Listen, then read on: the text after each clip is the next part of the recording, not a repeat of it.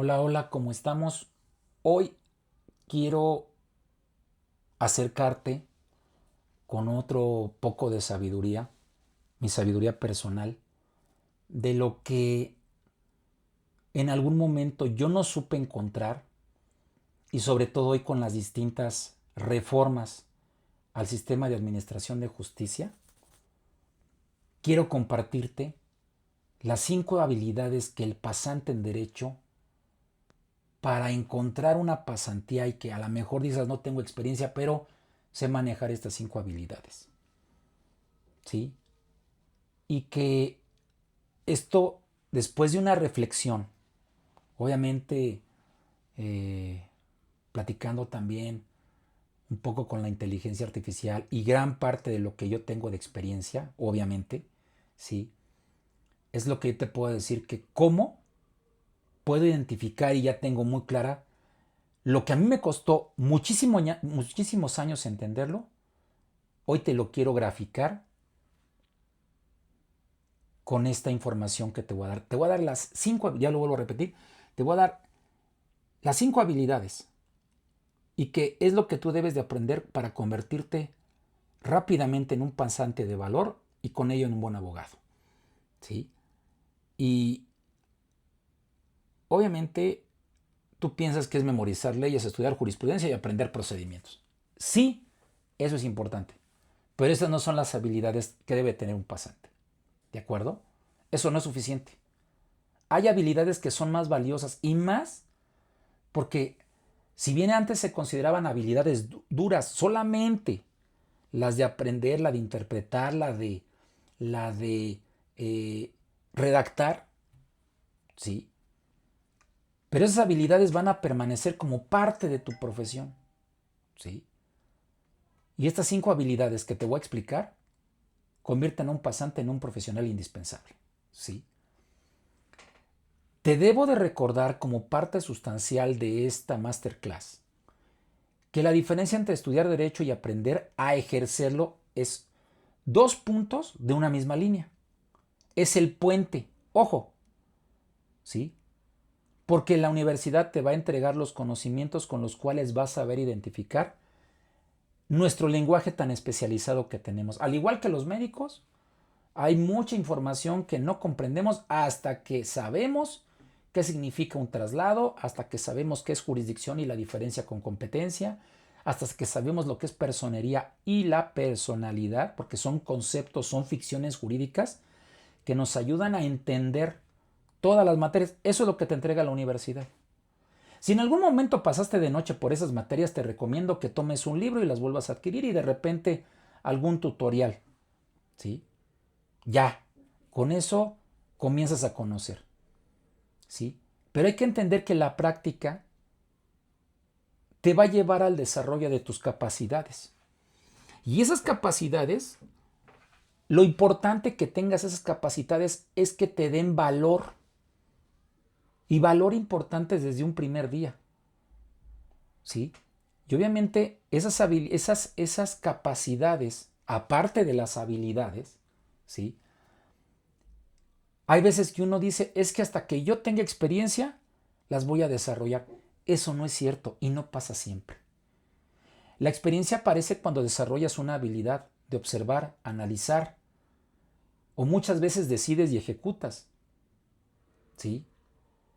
Pero no todo el tiempo vas a tener esa experiencia, porque nadie, desde que haz de cuenta que eres una persona pequeña, cuando llegaste el primer día después de que naces y tienes que irte desarrollando, nadie dice, a ver, te voy a cargar con el chip de lo jurídico. No, eso no pasa. Pero lo que sí pasa es que con el tiempo comenzaste a caminar, después corriste, a lo mejor jugaste fútbol, básquetbol, es decir, tus experiencias comenzaron a que esas habilidades, a que esas capacidades dieran otro giro. Y a lo mejor tú dijiste, oye, ¿sabes qué? Me interesa hablar con la gente, me interesa interactuar con ellos, me interesa conocer el por qué el derecho te va a entregar soluciones, ¿sí? Por eso es que la primera habilidad, que es muy importante, es la interpretación. Y es una de las habilidades que pongo en primer paso porque es la más importante. Porque la ley, pues la crea el legislador, pero muchas veces requiere un intérprete.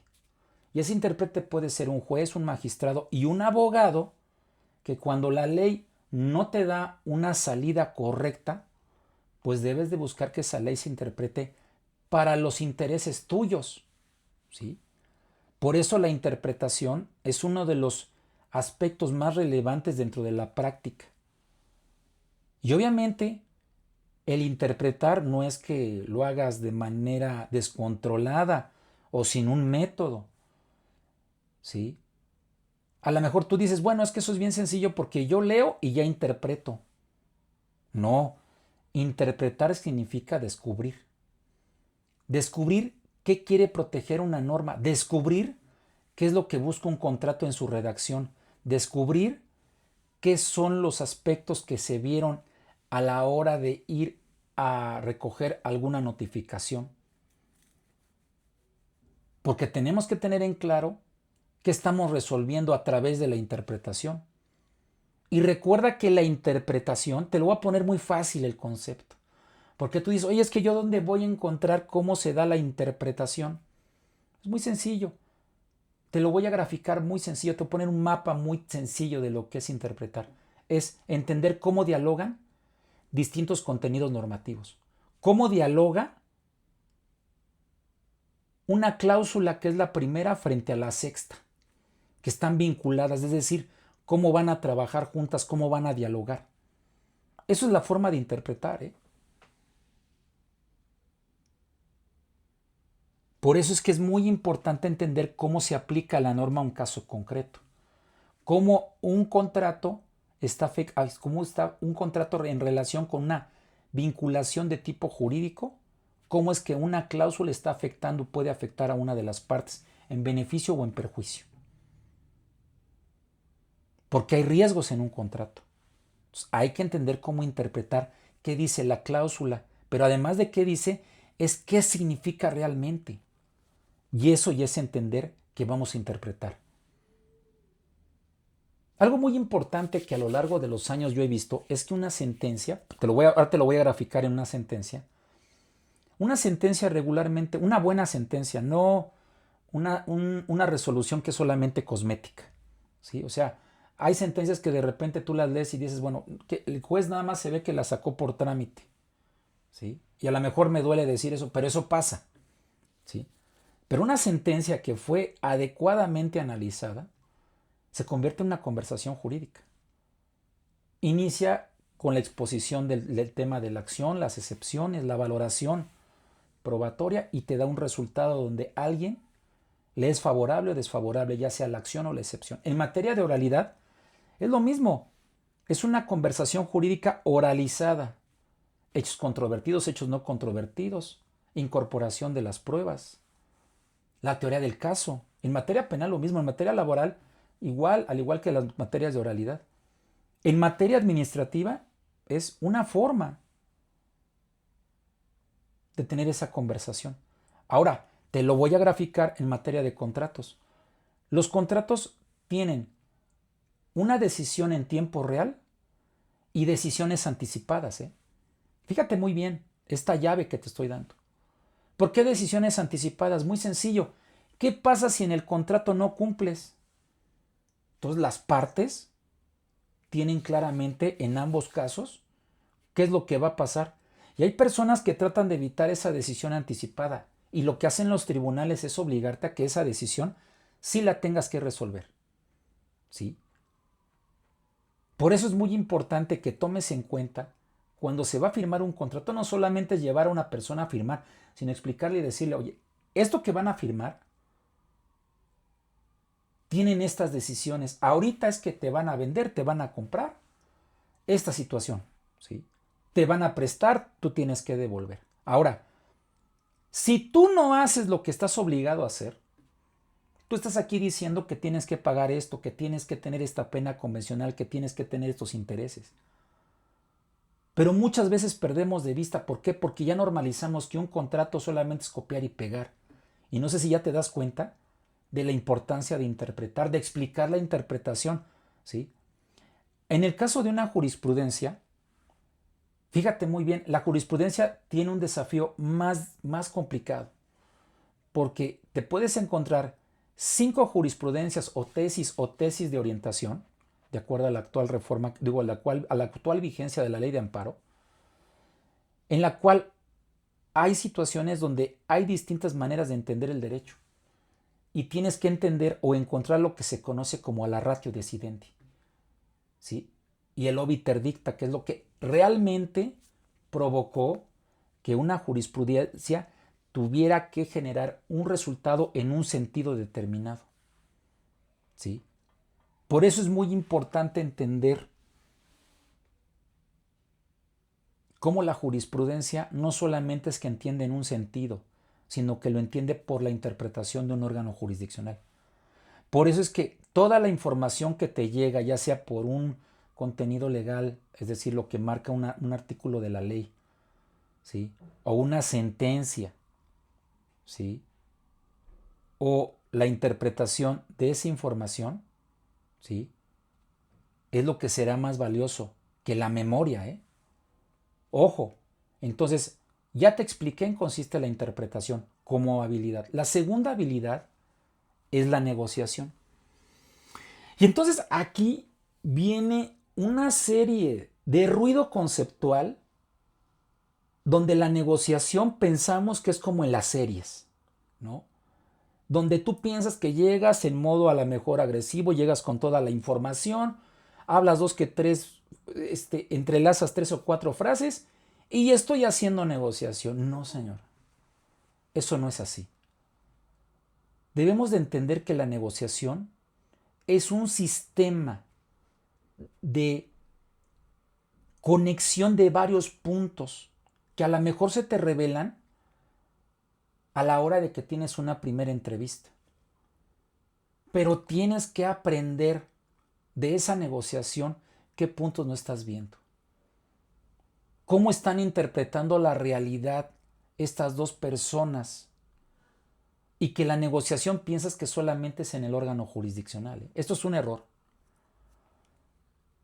Porque debes de tomar en cuenta que cuando hay un conflicto, cuando hay un punto de inflexión entre dos situaciones donde uno y otro ve el conflicto desde dos enfoques y los dos pueden tener razón. Los puntos más difíciles de una negociación es cuando no alcanza, ¿sí? Esto lo ves mucho en materia laboral, te pongo un ejemplo, ¿sí? Donde es más dramático, o sea, algo que la gente tiene de que las personas, es decir, es más común en las personas de a pie, es que tú tienes en todo momento estar negociando tu salario, tu jornada, tus incrementos. Eso lo ve todo mundo. Porque muchos te dicen, es que yo no sé matemáticas. Ah, pero ven su recibo de pago e inmediatamente sacan la calculadora, 2 por 3 es tanto, tú me debes tanto de mi salario. ¿Sí? Y es ahí donde tienes que aprender a establecer qué si das, qué nos das, qué monedas de cambio vas a dar, qué vas a ofrecer de inicio, porque no llegas ofreciendo todo, debes de tener un colchón de negociación.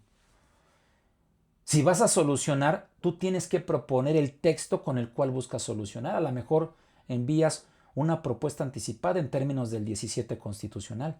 Llegas a una mesa de trabajo y le dices, ¿sabes qué? Lo que vamos a negociar se queda aquí en la mesa, como pasa en materia laboral. En materia laboral está prohibido que tú vayas a la conciliación y que vayas incluso y grabes y hagas lo que hagas porque sabes que lo que pasa en conciliación se queda en conciliación. No forma parte de prueba en un litigio. Es más, en la etapa donde el juez en materia de oralidad, tanto civil como familiar y como laboral, cuando el juez abre, o en materia laboral como pasa el secretario instructor, abre la etapa de negociación o la etapa de conciliación entre las partes, el juez se tiene que levantar y dejar que las partes lleguen a un punto de conocimiento. ¿Sí? Eso es lo más importante. Entonces, Debes de tomar en cuenta que negociar no significa únicamente ceder.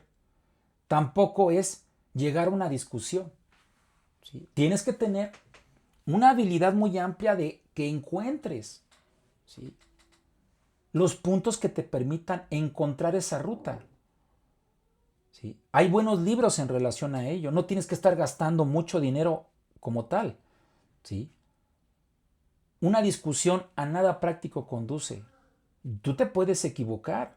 Y si la otra persona tomó la equivocación de forma personal, pues ya te metiste en un problema.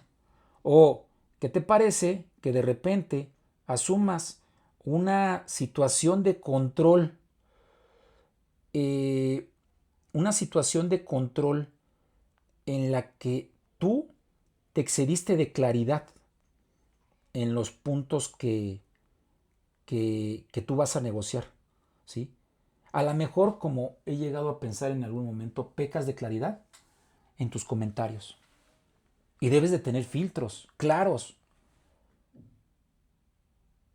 Y obviamente negociar implica la reflexión profunda de ciertos puntos para avanzar.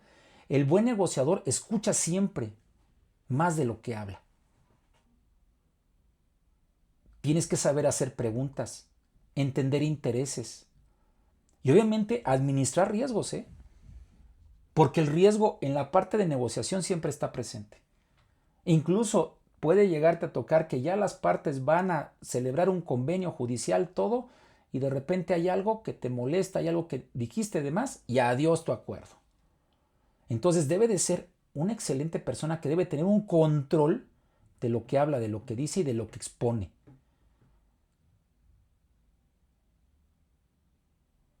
Por eso es que debes de tomar en cuenta que los abogados siempre van a buscar solucionar conflictos, pero los grandes abogados también evitan que esos conflictos nazcan.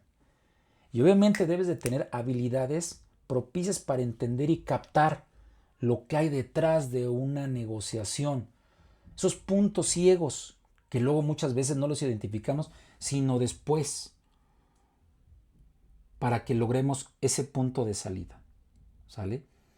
Voy con el siguiente punto, la tercera habilidad, la prevención.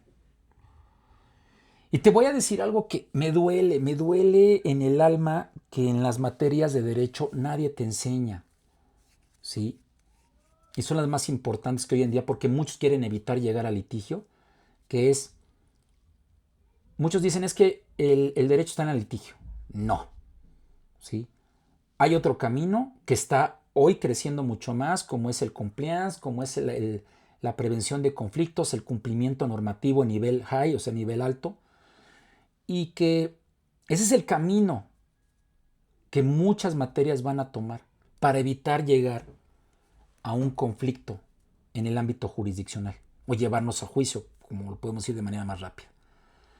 Entonces, creo yo que si ya vamos a asesorar a alguna persona, cuando digo asesorar, es distinto de un acompañamiento en un juicio. Asesorar va a significar que tú puedas claramente redactar un contrato, revisarlo con toda la oportunidad de decirle, oye, tú estás anticipando esto, tómalo en cuenta. El día de mañana no vas a poderlo renunciar a eso, ¿sí? Entonces, el área de revisión, detección, protección, diseño o la forma de que puedas asumir un riesgo, como por ejemplo en el área de recursos humanos, cuando pasan los acosos, cuando sucede la difusión de contenido que tiene protección, entonces es ahí donde sabes que vas a tener un área de trabajo muy, muy buena. Recuerda que la prevención es para reducir costos, es para reducir tiempo, reducir incertidumbre, es lograr tranquilidad. No solamente resolver problemas, es construir seguridad jurídica. Y sobre todo, quédate con esta frase muy importante. Prevenir será más inteligente que reparar. Eso es una habilidad que creo que como pocas no le entendemos hasta que ya vemos que el litigio se pudo haber resuelto de otra manera si hubiera existido esa prevención. hay que encontrar claramente la seguridad jurídica. La cuarta habilidad, que antes era una habilidad blanda, ahorita yo creo que ya se convirtió en una habilidad de poder, que es la oratoria. Y no te estoy diciendo la oratoria estúpida perdón, a lo mejor si alguien ofendí, esa oratoria de concurso, de darlo, no. Te estoy hablando la oratoria a nivel public speaking, aquello que es cómo puedo comunicar, cómo puedo llegar al oyente para lograr comunicar en poco tiempo ideas muy complejas. Fíjate, en la oratoria tú hablas bonito y te extiendes 20 minutos. Eso no lo vas a tener en oportunidad en un litigio oral. Esto ocurre frente a un juez, la forma de la oralidad procesal, ¿sí? Tienes que plantear una teoría del caso en, ¿qué te gusta? ¿Un minuto? A lo mucho, ¿eh? Tienes que objetar en 3, 4 palabras, 14 palabras. Fíjate, ese es un desafío muy complejo, ¿sí?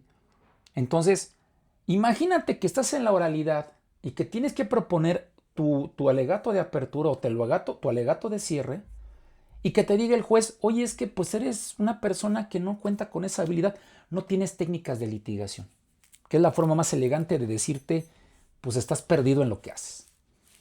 Entonces, debes de tomar en cuenta que la oralidad ocurre ante un equipo de trabajo, ante un compañero. Debes de saber organizar ideas, controlar tu voz, respetar los silencios. Y lo más importante, tienes que explicar con sencillez términos jurídicos en algún momento complejos. Si eres juez, estás más obligado que nunca. Y no es el que habla y el que dice como en las series estas de abogados, ¿no? Que buscas impresionar y que obviamente hay un ámbito emocional detrás de ello, ¿no? Porque pues eso es lo que buscan las series de abogados. Pero obviamente tienes que buscar entender que la claridad siempre es para generar autoridad. Y mucho de esa autoridad es antes de que tú abras un expediente. Porque el juez ya te leyó tu demanda y tu contestación, y lo que busca en la audiencia preliminar o en la audiencia de juicio es que si vas a incorporar pruebas o vas a definir hechos controvertidos y no controvertidos, es que lo hagas rápido. Y lo que digas puede cambiar mucho la litis en tu primera instancia. Entonces, la oratoria se volvió la oratoria procesal, no la oratoria general. ¿Sale? Muy importante. Vamos con la última y quinta habilidad, que es la redacción. Y tú vas a decir, bueno, es que ¿por qué no empezaste por la primera? Porque es la habilidad más importante. No. Te estoy diciendo las habilidades que puede tener un pasante. No que la redacción. Y por eso te digo, la redacción, pues si me voy a un notario, pues sí es importante esa habilidad. ¿Para qué por qué te digo la oralidad? ¿Sí? ¿O para qué te digo las otras de interpretación? Pues es la redacción. No. Pero la redacción la dejo al final. No porque sea menos importante, ¿sí? Sino porque debes de entender que la materialidad y la trazabilidad se entienden con palabras. ¿Cómo? Debes de saber que la redacción debe de estar preparada para que las ideas puedan permanecer claramente en una demanda, un contrato, una contestación, en un alegato escrito, en una pauta para audiencia. Incluso a la hora de transmitir un mensaje de WhatsApp, un correo electrónico, o si van a pedirte una opinión jurídica o una asesoría, es ahí donde debes de encontrar ahí esa realidad. Y todo comienza con una hoja en blanco, ¿eh? No con copiar y pegar, no con pedir a la inteligencia artificial, hazlo, porque cuando te toca hacer un recibo de pago a mano, cuando te toca hacer un contrato de compraventa a mano en una hoja, quiero ver a ver dónde encuentras un formato, un copy y pega, y a ver, porque tú tienes que tener esa habilidad de saber redactar a mano un contrato de ciertas cualidades. Obviamente en un fideicomiso es imposible. Para eso debes de tener mucha información, datos, contenidos, pero sí los contratos básicos. Sí, a lo mejor un acuerdo, si estás en una situación de intercambio en materia de que te gusta de jugadores, de muchas cosas, donde yo creo que es ahí donde puedes tú clarificar muchas cosas de estas. ¿Sí? Por eso escribir bien es pensar bien. Lo bueno de la redacción es no utilizar palabras difíciles, es utilizar palabras precisas. Un párrafo tiene un propósito, un argumento debe de conducir al siguiente, un documento debe facilitar comprensión.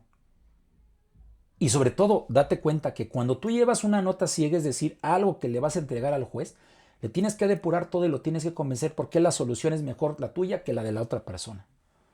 Si vas a ayudar a un cliente, a un compañero, a un justiciable, tú también te estás ayudando porque estás logrando tener prestigio. Escribir ordenadamente obliga a pensar ordenadamente, que es distinto de la oralidad, está en otra ruta. ¿De acuerdo? Por último, si observas con atención, podrás descubrir algo interesante. Estas 5 habilidades hacen que un abogado sea competente, y más un pasante. ¿Por qué? Porque primero interpretas, dialogas, previenes, comunicas y redactas. El trabajo jurídico tiene estas 5 habilidades. Y si te das cuenta, aquí no necesitas experiencia de inicio, vamos a decirlo así. No importa tu edad, no importa tu promedio, y si estudiaste en una universidad de prestigio o no. Porque ya en la actividad profesional, pues está muy chido que haya sido tu universidad muy potente. Pero la práctica es de todos, la calle es de todos, los tribunales es de todos. ¿Sí? Por eso es muy importante que un expediente, una audiencia, un contrato, un libro, que ya sea que lo leas, observes, analices o estudies, tenga como punto de salida la mejora de tu entrenamiento como pasante. Porque una pasantía no es solamente el lugar donde vas a ayudar o apoyar o encontrar tu camino, sino el lugar donde te transformas. ¿Sí? Hoy por hoy el mercado jurídico desde el año 2000 a la fecha ha cambiado muchísimo. Y te lo digo yo porque yo entro en el 96 a mis primeras prácticas. Y evolucionó el derecho con reformas en materia de arrendamiento, en materia mercantil, pero el golpe más duro para la materia jurídica a nivel nacional fue cuando entró el derecho electrónico. Y de ahí a la fecha han cambiado muchísimas cosas, muchísimas cosas. La última más importante es el procedimiento en materia de oralidad, porque ya hay mucho contenido tecnológico en el Código Nacional. Ya se oralizó toda esa información. ¿Sí? Ya hay juicios electrónicos. De forma incipiente, no son los mejores, no es todavía una técnica depurada. Pero ya la tecnología ya desplazó ciertas cuestiones del proceso escrito. Por eso es que estas 5 habilidades van a permanecer. O al menos, ya ahorita tienen mayor renombre unas que otras. Por eso es muy importante que tengas eso. Te voy a dar 5 reglas de la pasantía en derecho en relación con ello, porque son las 5 reglas para que identifiquen las 5 habilidades. No memorices una norma, aprende a interpretarla. La regla 1. Regla 2. Antes de pensar en litigar, aprende a negociar y a prevenir.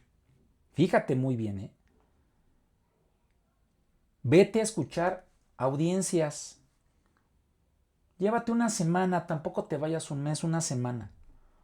Y vas a aprender cómo es posible negociar y prevenir. Regla 3. Habla con claridad. La confianza también se construye con la voz. ¿Sí? Regla 4. Escribe como si cada documento pudiera definir el resultado de un asunto. No sabes cómo esto me hace sentir que podemos hacer más cosas si se entiende que la pasantía no es tener experiencia sino intención.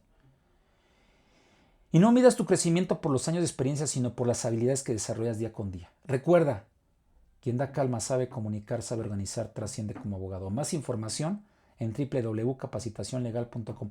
Te escucho en la próxima masterclass.